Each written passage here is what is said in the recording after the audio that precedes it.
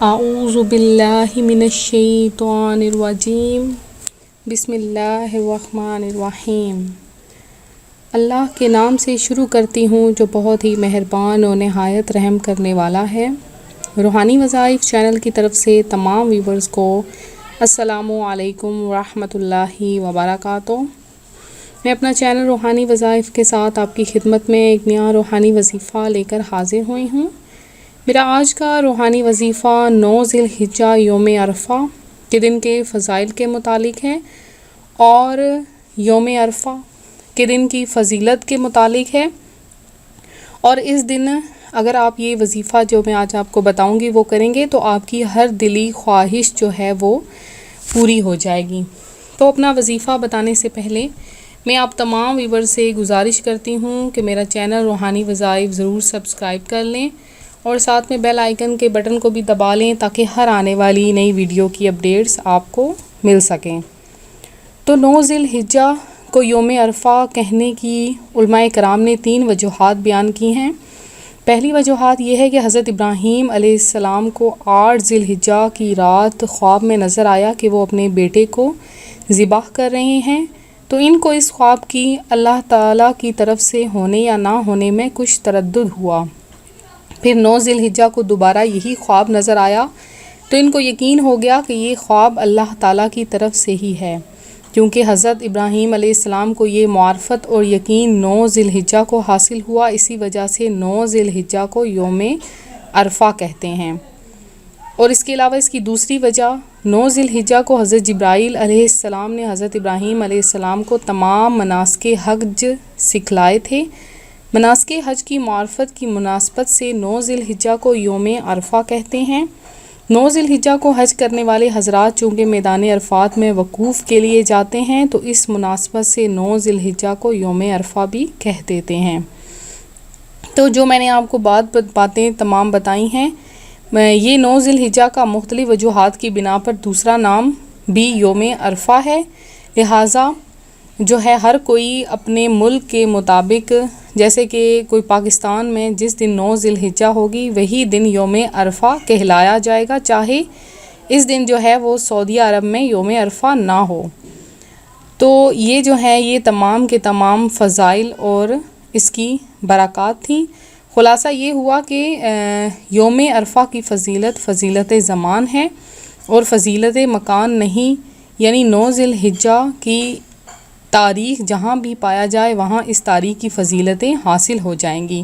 اگر عرفہ کے دن کی فضیلت مکان کی فضیلت ہوتی ہے تو پہر جس دن سعودیہ عرب میں عرفہ کا دن ہوتا ہے اسی دن تمام دنیا میں یہ فضیلت ہوتی، خواہ دنیا کی ممالک میں کوئی بھی تاریخ ہوتی۔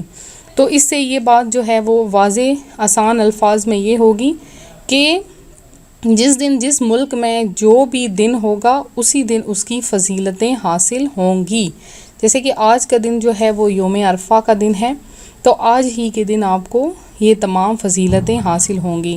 تو اب 9 ذی الحجہ میں جب کوئی روزہ رکھتا ہے تو وہ اس کی کیا فضیلت ہے؟ جو 9 ذی الحجہ کا روزہ رکھتا ہے اس کو بہت ہی زیادہ اس کا ثواب عطا کیا جاتا ہے، جیسے کہ رسول اللہ صلی اللہ علیہ وآلہ وسلم نے ارشاد فرمایا کہ مجھے اللہ تعالیٰ کی ذات پر پختہ یقین ہے کہ وہ یوم عرفہ یعنی 9 ذی الحجہ کے روزے کے بدلے گزشتہ سال اور آئندہ سال کے گناہوں کو معاف فرما دیتا ہے۔ اور اس کے علاوہ جو ہے ام المومنین حضرت سیدنا عائشہ صدیقہ رضی اللہ تعالیٰ عنہا سے روایت ہے کہ نبی کریم صلی اللہ علیہ وآلہ وسلم نے ارشاد فرمایا کہ عرفہ یعنی 9 ذی الحجہ الحرام کا روزہ ہزاروں کے برابر ہے، مگر حج کرنے والے پر جو عرفات میں ہیں ان پر روزہ رکھنا جو ہے وہ مکروہ ہے۔ اور اس کے علاوہ اس دن میں آپ نے زیادہ سے زیادہ الفاظ ادا کرنے ہیں۔ کون سے الفاظ؟ اللہ اکبر، لا الہ الا اللہ، واللہ اکبر، اللہ اکبر وللہ الحمد۔ پنجگانہ نماز پڑھنے کے بعد آپ نے اللہ کی تسبیح بیان کرنی ہے، بہت بڑی تسبیح ہے۔ اس کا ترجمہ یہ ہے کہ اللہ بہت بڑا ہے، اللہ بہت بڑا ہے، اللہ تعالیٰ کے علاوہ کوئی معبود برحق نہیں ہے، اور اللہ بہت بڑا ہے، اللہ بہت بڑا ہے، اور اللہ تعالیٰ ہی کی تمام تعریفات ہیں۔ تو جو میں آج آپ کو وظیفہ بتاؤں گی وہ بہت ہی 9 ذی الحجہ کا خاص وظیفہ ہے۔ یہ وظیفہ کریں گے تو آپ کی تمام جائز حاجات جو دل میں ہوں گی، وظیفہ کرنے سے پہلے آپ نے نیت کرنی ہے، اور جیسے ہی آپ وظیفہ کریں گے آپ کی دعا فوری طور پر قبول ہو جائے گی۔ بہت ہی مجرب اور آزمایا ہوا وظیفہ ہے۔ آج کا دن بہت بابرکت ہے، بہت خاص ہے، آپ نے آج کے دن کو ضائع نہیں کرنا ہے۔ فرمان مصطفیٰ صلی اللہ علیہ وآلہ وسلم ہے کہ عرفہ سے زیادہ کسی دن میں اللہ تعالیٰ اپنے بندوں کو جہنم سے آزاد نہیں کرتا، پھر ان کے ساتھ فرشتوں پر فخر فرماتا ہے۔ اور فرمان مصطفیٰ صلی اللہ علیہ وآلہ وسلم ہے کہ عرفہ کی سب سے بہتر دعا جو میں نے اور مجھ سے پہلے انبیاء کی تھی وہ یہ تھی کہ لا الہ الا اللہ وحدہ لا شریک لہ لہ الملک و لہ الحمد وہو علی کل شیء قدیر، جامعہ ترمذی کی حدیث ہے۔ اور 1 سال کے گناہوں کا کفارہ بھی ہو جاتا ہے کہ حضرت سیدنا ابو قتادہ رضی اللہ تعالیٰ عنہ فرماتے ہیں کہ پیارے آقا صلی اللہ علیہ وآلہ وسلم سے عرفہ یعنی 9 ذی الحجہ کے دن کے بارے میں سوال کیا گیا، تو آپ صلی اللہ علیہ وآلہ وسلم نے فرمایا کہ یہ روزہ اگلے پچھلے ایک سال کے گناہوں کو مٹا دیتا ہے، جبکہ ایک روایت میں ہے کہ مجھے اللہ عز و جل سے امید ہے کہ عرفہ کا روزہ اگلے اور پچھلے ایک سال کے گناہوں کو مٹا دیتا ہے۔ اور ایک اور حدیث مبارکہ میں ہے کہ اللہ کے نزدیک کوئی نیک عمل قربانی کے 10 دنوں میں کیے جانے والے عمل سے زیادہ پاکیزہ اور ثواب والا نہیں، چاہے وہ کسی کی مریض کی عیادت ہو، چاہے وہ کسی کے جنازے میں جانے والا کام ہو، چاہے وہ کسی کی مدد کرنے والا کام ہو، چاہے وہ صدقہ و خیرات کرنے والا کام ہو، چاہے اللہ کی راہ میں دینے والا کام ہو، چاہے غریبوں کی مدد کرنے والا کام ہو، کوئی بھی کام ہو وہ اللہ کے نزدیک ان 10 دنوں میں سب سے زیادہ فضیلت رکھتا ہے۔ اس کے علاوہ 9ویں جو آج کی ذی الحجۃ الحرام یعنی یوم عرفہ کا دن ہے، آج کی فجر سے 13ویں کی عصر تک 5ویں وقت کی فرض نمازیں جو مسجد کی جماعت مستحبہ کے ساتھ ادا کی گئی ہیں، عورتیں جو گھروں میں ادا کرتی ہیں، ان میں 1 بار بلند آواز سے تکبیر کہنا واجب ہے، اور 3 بار افضل ہے، اسے تکبیر تشریق کہتے ہیں، جو میں نے ابھی آپ کو پڑھ کر سنائی ہے۔ اس کے علاوہ تکبیر تشریق اس پر بھی واجب ہے جو شہر میں رہتا ہے، مقیم ہو، اور نفل سنت اور وتر کے بعد جو ہے یہ واجب نہیں، جمعہ کے بعد واجب ہے، اور نماز عید کے بعد بھی کہہ لیں تو بھی بہت ہی زیادہ اس کا ثواب عطا کیا جاتا ہے۔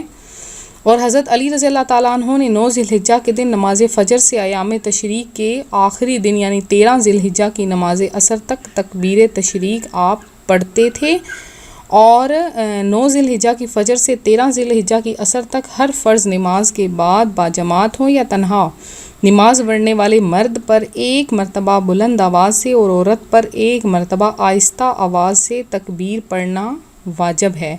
تو بہت ہی جو ہے وہ کمالات کے وظیفے ہیں، آپ نے یہ ضرور کرنے ہیں۔ تو جو ہمارا خصوصی وظیفہ ہے آج کا وہ بھی آپ کو بتاتی چلوں، وہ وظیفہ بھی سن لیجئے کہ آپ نے کیا کرنا ہے کہ ذی الحجہ یعنی آج کی جو 9 تاریخ ہے، آج بھی آپ وظیفہ کر سکتے ہیں اور کل بھی آپ یہ وظیفہ کر سکتے ہیں، چاہیں تو صرف آج کر لیں، چاہیں تو کل آپ کر لیں۔ آپ نے کیا کرنا ہے کہ 4 رکعت نفل نماز پڑھنی ہے۔ 4 رکعت نفل نماز اس طرح پڑھنی ہے کہ ہر رکعت میں سورہ فاتحہ کے بعد 3 مرتبہ سورہ کافرون اور 21 مرتبہ سورہ اخلاص پڑھنی ہے۔ 4 رکعت نفل اور ہر رکعت میں سورہ فاتحہ کے بعد 3 مرتبہ سورہ کافرون اور 21 مرتبہ آپ نے سورہ اخلاص یعنی قل هو اللہ احد پڑھنی ہے۔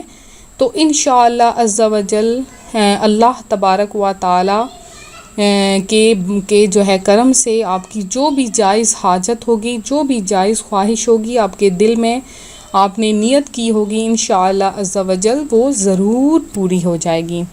تو میں امید کرتی ہوں میرا آج کا روحانی وظیفہ آپ کو پسند آیا ہوگا۔